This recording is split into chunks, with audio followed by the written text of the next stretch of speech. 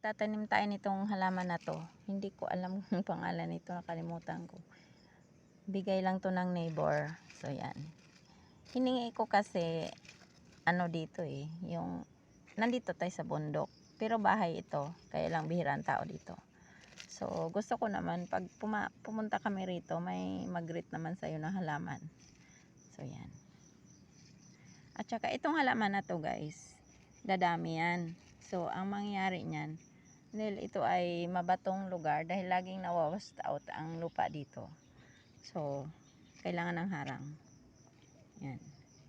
Someday gagawa namin ito ng harang na simento, pero for the meantime ito na lang muna ang harang-harang niya. Yan. Para maganda naman. Mabilis lang to dadami guys. Manganganak yan siya dyan, magkumpol-kumpol. So maharangan niya yung mga lupa na lalabas kapag tag-ulan.